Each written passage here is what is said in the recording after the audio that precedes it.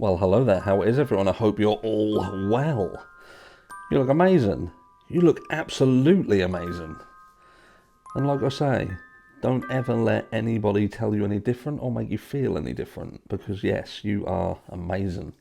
And we're getting straight into the meat and potatoes today. As we head towards this court hearing, there are rumblings. There's rumblings in the background. Video 2 later today, because this is video 1 of 2. I only did one video yesterday. I'm busy because I'm trying to get ready for the lives. Ready for the live. First one coming tomorrow, so keep your eyes peeled. But look, Cara Norvington, that is Xana's mum. She is speaking out. She's speaking to some creators. I know she's spoken to Julesville Trades. She is speaking to J-Rod on Point. So these are two people that I know that she has spoken to. Now, I have spoken to her, but albeit incredibly briefly. And I'm going to be talking a bit in a second about some of the things that she seems to be bringing up, but this is my take on Cara herself, because I can't sit here and be disingenuous. You know, from the perspective of Cara being a mum who has lost her child, I have absolute sympathy, because I can't think of anything worse. I cannot think of anything worse than a mum losing a child, a parent losing a child. You know, for me, that is the absolute worst thing that anybody can go through. Absolutely, without a doubt. But there is a caveat to that.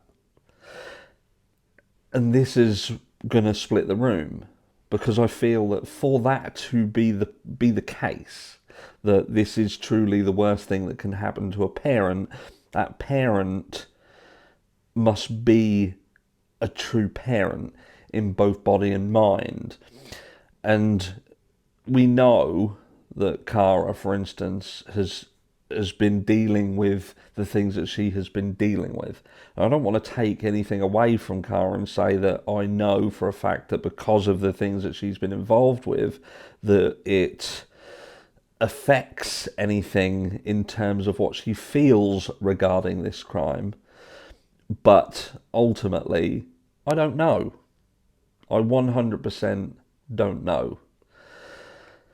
She is on a fight, it would seem, to get answers, and there's some things that concern me about the way that she is being treated, if indeed this is accurate information. But I can't sit here and all of a sudden start banging the drum for Cara. I just can't do it, because I have a fundamental, how can I say, I have an issue with people who are involved in narcotics and distribution of such, because these destroy lives, absolutely destroy lives, whether it be directly through consumption that would lead to the destruction of an individual, or on a broader source where it destroys communities, it's just an insidious thing. It just, the damage that it does is unfathomable. And even though we're talking about the Idaho 4 case, and we talk about the fact that this is potentially Bryan Kohberger, and Bryan Kohberger has been arrested, and you know, many people think that he is guilty, and then there's this question: what if he isn't guilty? Then what could it have been? What is it to do with narcotics? And then you have to start looking on the peripheral to see whether there's anything that makes sense. And the only thing that makes sense, if you want to try and look, that's not perhaps my first thought. I don't go directly from, right, it's not Bryan Kohberger, so it's narcotics or the cartel. I don't look at it like that. But I do have to look on the peripheral, and you can't ignore that there is connections. And sadly, those connections are from predominantly some of the parents, and Cara being one of those parents who the largest connection, if you want to push that narrative, would be Cara. And for that reason, like I say, I can't sit here and bang the Cara drum and all of a sudden start wearing a Team Cara t-shirt, because I just don't. I just have to say that I am conscious that she has a history in that world, but she is also a mum who has lost a child, and the mum who has lost a child bit I have nothing but sympathy for, and I mean that wholeheartedly. So what has she been saying? It would seem, and look,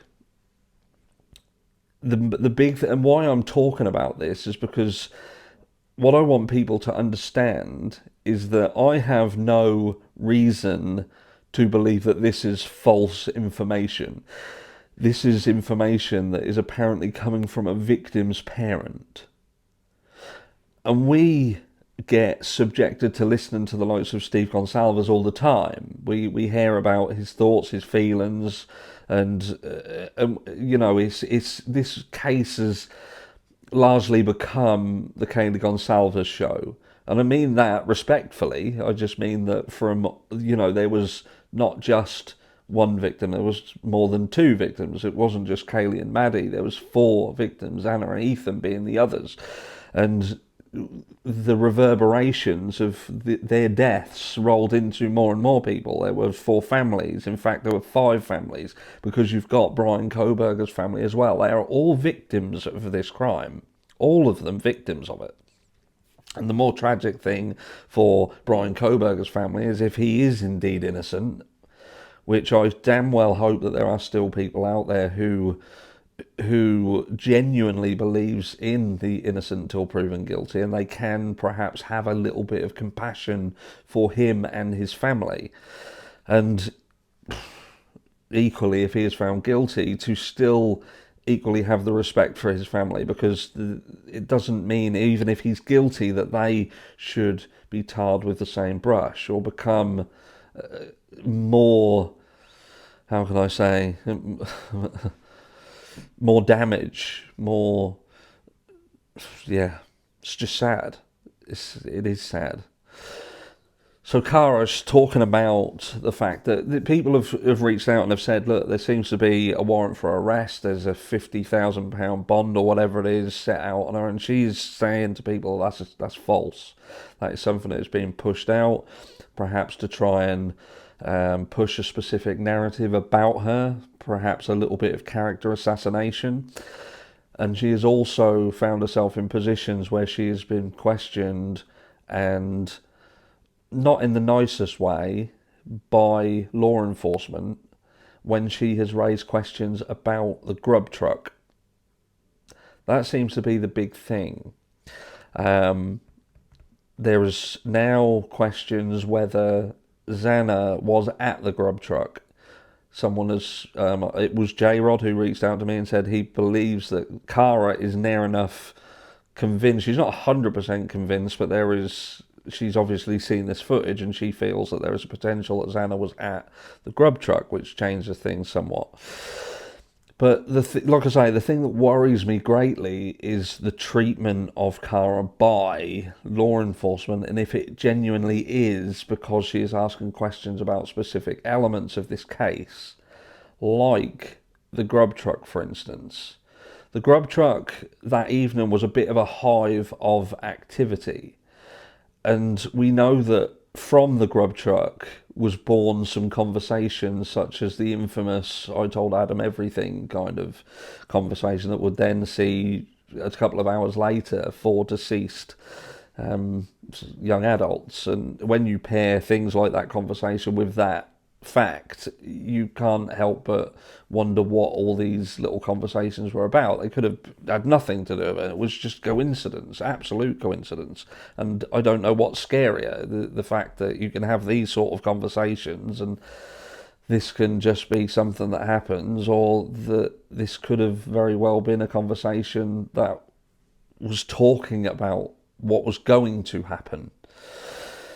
Anyway, I digress. So yes, Cara is reaching out. She's reaching out to people. There's multiple people who she has entrusted in talking to. And like I said, I'm not going to say anything personal or any information that I've been given and been told not to share.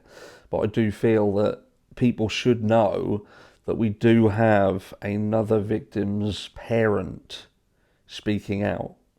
Another victim's parent who is concerned that perhaps this is not being dealt with in the right manner. That, you know, that they feel that they are being treated in a certain way by law enforcement.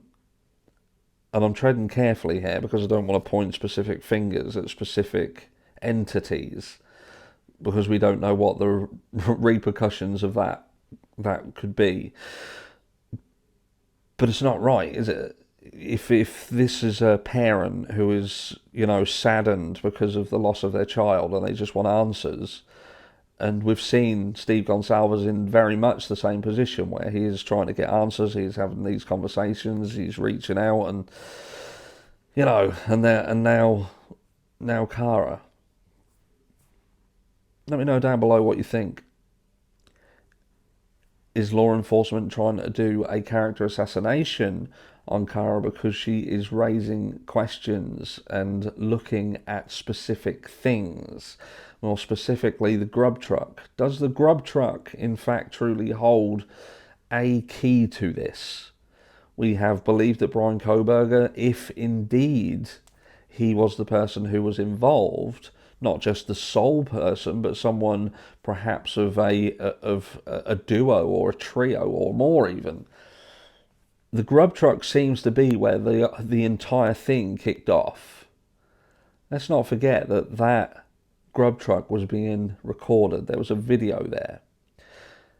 Bryan Kohberger, if we're led to believe he left his home at a specific time, it was almost like he got tipped off. And he knew when people would be heading home and would be home and most likely to be settling down. And was that triggered by the feed from the grub truck, or was it triggered by someone who was at the grub truck and would pick up the phone and make that call? Who knows? But seems to be the grub truck seems to be the bone of contention. If you raise questions, if you look into it too deeply, there seems to be, and this is just the impression I get based on what I'm hearing regarding Cara, is that there seems to be some form of retaliation for looking at it.